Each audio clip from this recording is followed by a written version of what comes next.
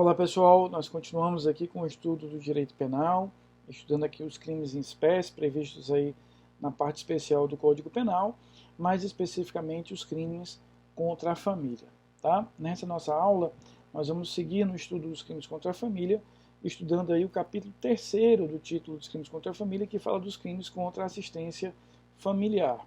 Estou falando aí dos artigos 244 e seguintes. Esses artigos são importantíssimos porque eles tratam de dois crimes em particular, abandono material e abandono intelectual, que são extremamente importantes dentro desse contexto, desse cenário aí de crimes contra a família. Então veja só, quando a gente, eu queria só voltar um pouquinho às nossas aulas anteriores. Os crimes contra a família previstos no Código Penal, eles abarcam, né, eles trazem uma proteção sobre vários aspectos das relações familiares.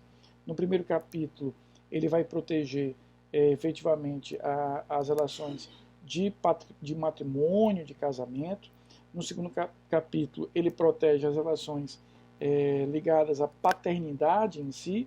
E no terceiro capítulo, esse que a gente está estudando aqui, ele protege as relações de assistência familiar. Vamos entender um pouquinho o que é isso. E aqui eu queria voltar realmente para fazer aqui uma analogia, que ela é bem interessante, porque ela nos permite, de forma muito clara, a boa compreensão do que esses artigos que nós estamos agora vendo a partir do 244, eles nos sinalizam como condutas criminosas. Vocês estudaram aí em artigos anteriores, lá atrás, o crime definido no artigo 135 do Código Penal, o crime de omissão de socorro. Então veja, o crime de omissão de socorro, ele se caracteriza efetivamente quando eu deixo de prestar assistência a alguém que esteja numa situação de risco, que possa levar ao perecimento de sua vida, possa levar até mesmo a morte ou a danos sanitários, danos de saúde grave. Veja, eu não conheço aquela pessoa, tá certo? Eu não sei quem é aquela pessoa, eu não tenho nenhuma relação próxima, nenhuma relação íntima com aquela pessoa, mas pelo simples fato de nós pertencermos ao mesmo grupo social, à mesma sociedade, eu passo a ter com ela uma obrigação, né? Obrigação essa que me impõe esse comportamento, essa necessidade de comportamento, de auxiliá-la, ou diretamente, ou se eu não posso auxiliá-la diretamente, que eu possa, por exemplo, provocar a atuação do poder público, provocar a atuação do Estado de alguma forma. Então, o crime de omissão de socorro está baseado nesse dever de solidariedade que eu tenho pelo simples fato, pela simples questão de que eu faço parte de um determinado grupo social. O simples sentimento de pertencimento a um determinado grupo social faz com que eu tenha, insisto, essa obrigação de solidariedade para com aquela pessoa.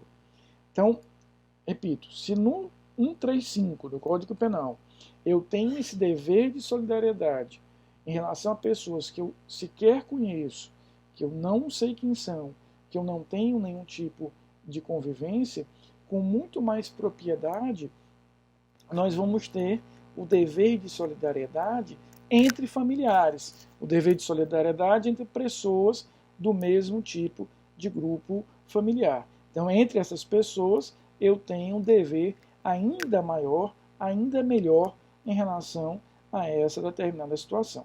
Porque veja só, perceba aqui o seguinte: se eu dentro desse cenário, se eu dentro desse momento, tenho que auxiliar e evitar que aquela pessoa que eu não conheço esteja naquela situação de risco, com muito mais propriedade eu tenho que fazer isso com alguém sobre aquela pessoa eu possuo uma relação familiar. Aqui o direito penal, pessoal, não vai romantizar essa relação. Ou seja, não significa que eu tenha que ter uma relação de amor, de carinho, de afetividade.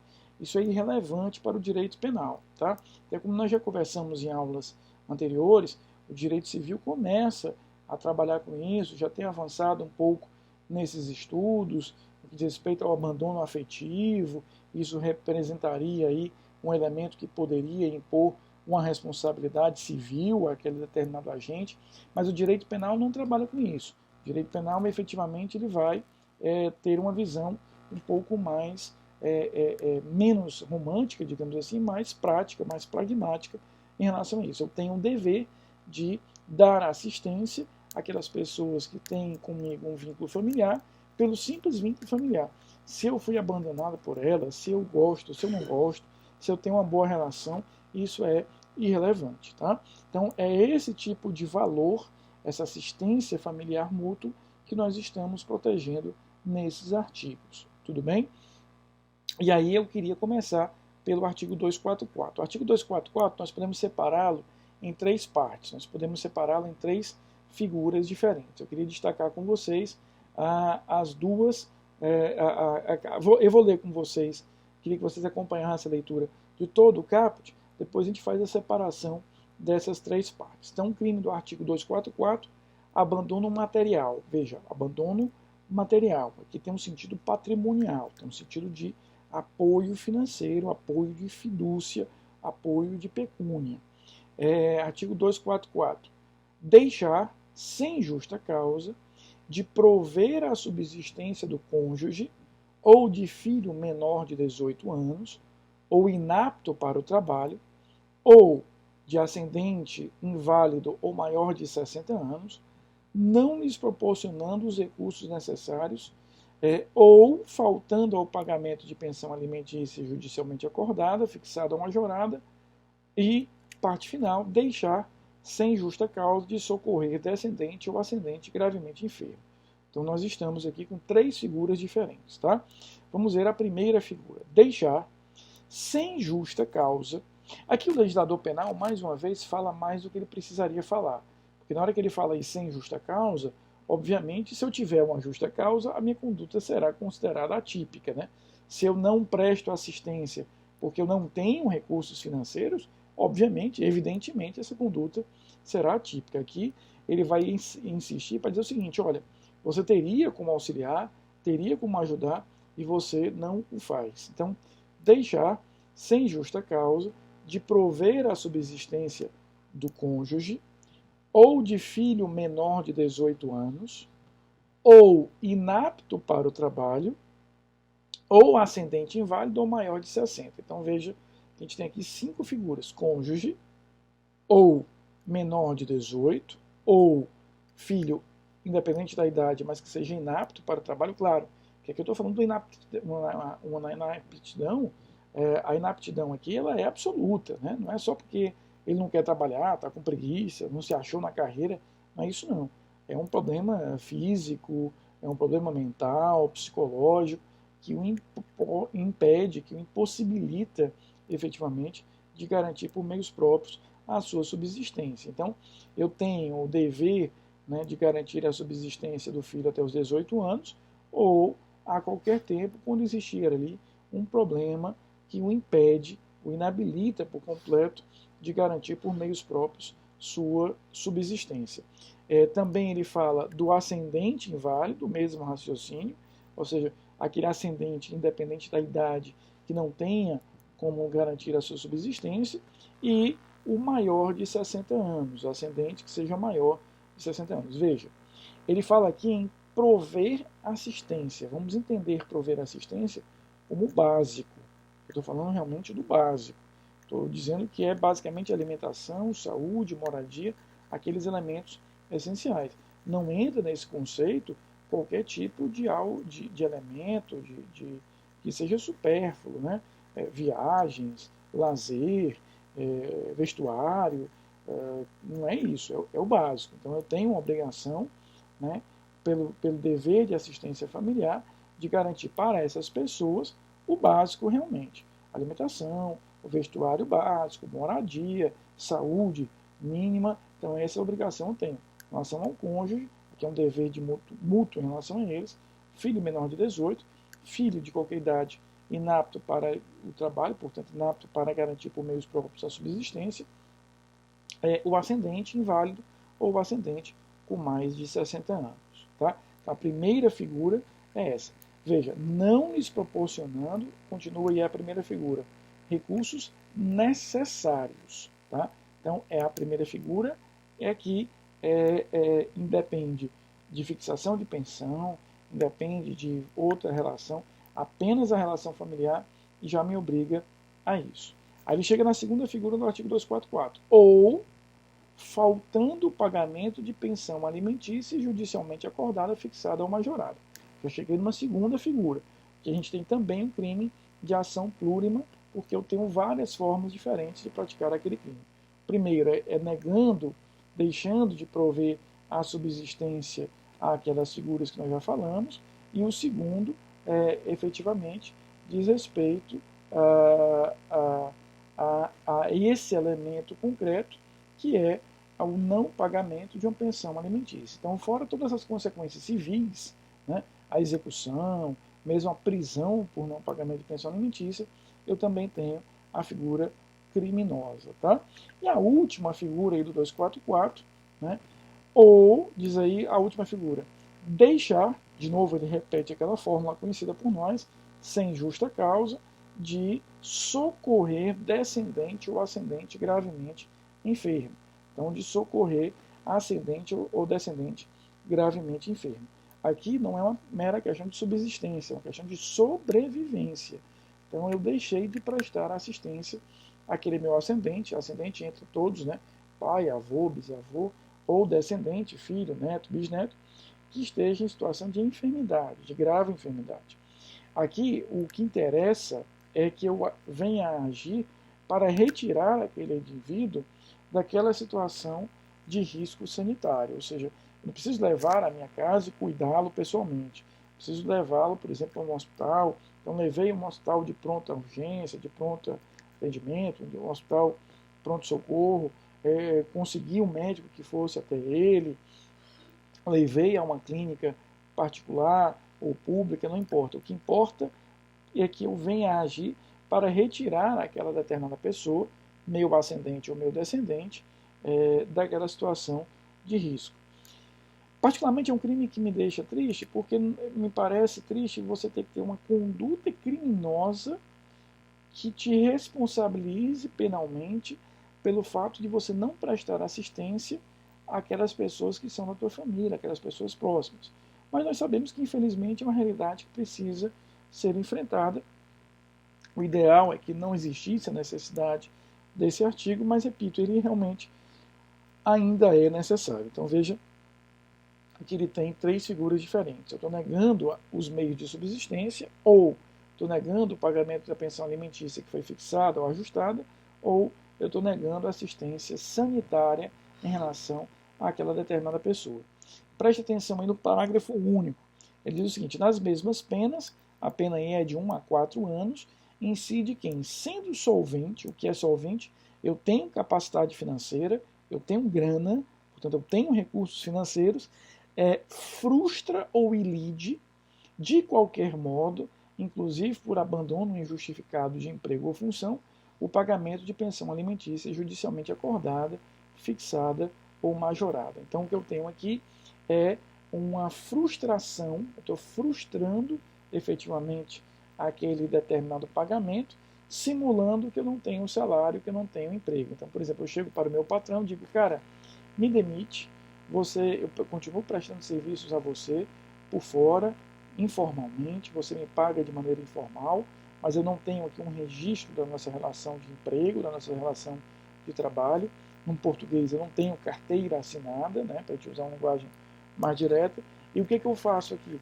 Eu estou fazendo isso para dizer que eu não tenho condições de pagar a pensão alimentícia. Veja que ele vai criminalizar da mesma forma essa situação, ou seja, eu sou solvente, eu tenho condições financeiras, mas eu crio uma situação dolosamente, com fraude, com ardil, para justificar o meu não pagamento da pensão.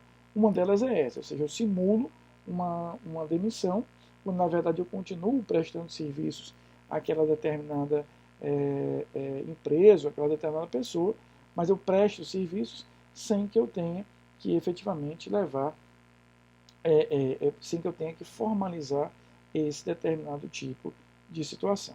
Tá? Então, dentro desse contexto, a gente vai ter efetivamente a percepção da ideia que é a realidade de que eu vou continuar prestando serviço, mas sem a formalização que me permite me isentar mais facilmente daquela obrigação do pagamento da pensão alimentícia. O artigo seguinte fala aí do artigo 245, entregar filho menor de 18 anos a pessoa em cuja companhia saiba ou devia saber que o menor fica moral ou materialmente em perigo. Então aqui é o crime que eu vou expor um filho meu, menor de 18 anos, a convivência, né, por algum tempo, não precisa ser definitivo, mas algum tempo, com aquela pessoa que tem, por exemplo, um vício grave em drogas, um vício em bebida, ou tem algum tipo de atuação moralmente reprovável. Imagina, por exemplo, uma pessoa que seja envolvida com tráfico de entorpecentes, ou com algum tipo de criminalidade organizada.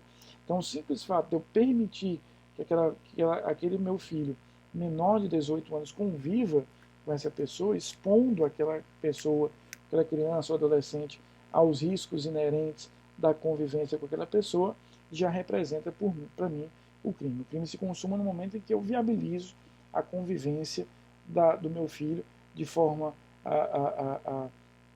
a expor aquela criança ou adolescente a um risco, exatamente por a pessoa ter aí um comportamento, né, que seja um comportamento mais ligado a atos que são moralmente reprováveis, juridicamente reprováveis, e eu acabo expondo aquela criança a esse tipo de situação.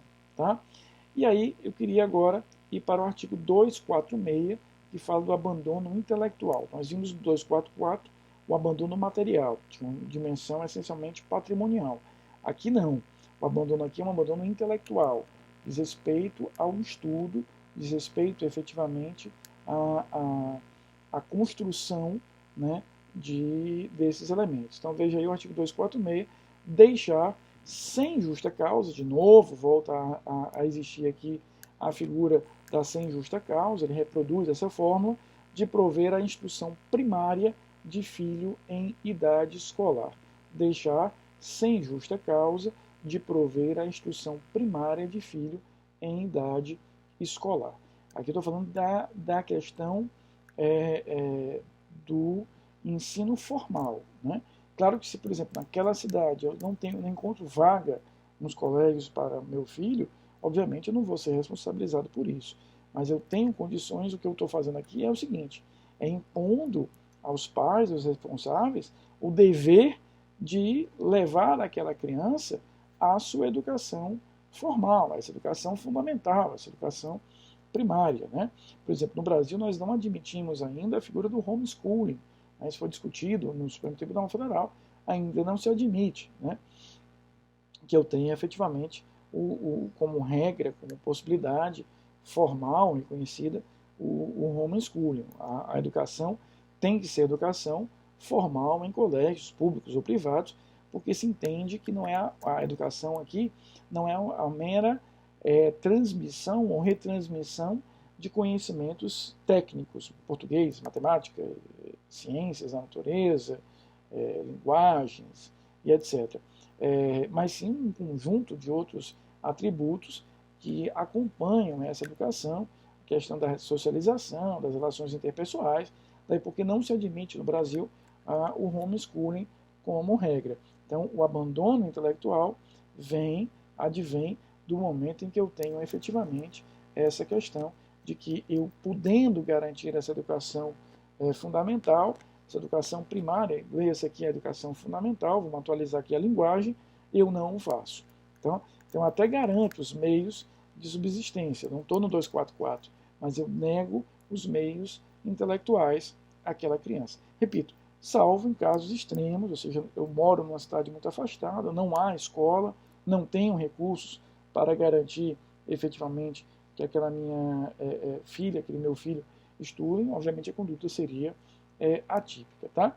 E para finalizar esse capítulo, ele fala aí do artigo 247, permitir que menor de 18 anos, sujeito a seu poder ou confiado à sua guarda ou vigilância, frequente casa de jogo ou mal afamada, ou convívio com pessoa viciosa de uma vida. 2. Frequente espetáculo capaz de pervertê-lo ou ofender-lhe o pudor, ou participe de representação de igual natureza. 3, resida ou trabalha em casa de prostituição. 4, mendiga ou sirva de mendigo para excitar a comiseração pública. Ou seja, situações em que eu coloco aquela criança dentro de um risco efetivo, dentro de um risco concreto. Tá? Coisas como essa, ou seja, eu levo aquela criança para que ela seja mendiga, ou para que ela possa viver em casa de prostituição, ou em ambientes onde há jogo de azar, apostas, tudo isso aí entra no conceito do artigo 247. Para finalizarmos, vamos ver os dois últimos artigos dos crimes contra a família, 248 e 249. O 248 fala em induzir menor de 18 anos, ou interdito, a fugir do lugar em que se acha por determinação de quem sobre ele exerce autoridade, ou em virtude de lei, ou em ordem judicial, confiar a outrem sem ordem do pai, tutor ou curador, algum menor de 18 anos, ou interdito, ou deixar sem justa causa de entregá-lo a quem legitimamente o reclame. Falando aqui dos crimes contra o poder familiar, ou seja, eu estou estimulando que aquela criança ou adolescente fuja da sua casa, ou fuja daquele local onde tem aí um responsável, quer seja um tutor ou curador, ou eu estou negando a entrega a quem deveria. Por exemplo, eu deveria, dentro de uma relação de guarda aí entre os pais, eu deveria entregar a mãe ou ao pai e eu nego fazer isso. Então, no momento que eu nego a entrega àquela pessoa que deveria ter a guarda, eu estou praticando esse crime. E o último dos crimes contra a família, 249, subtrair menor de 18 anos ou interdito ao poder de quem tem a sua guarda em virtude de lei ou ordem judicial. Estou negando àquela criança a guarda daquela pessoa. Tá? Com isso, a gente vai finalizando os crimes contra a família, pessoal.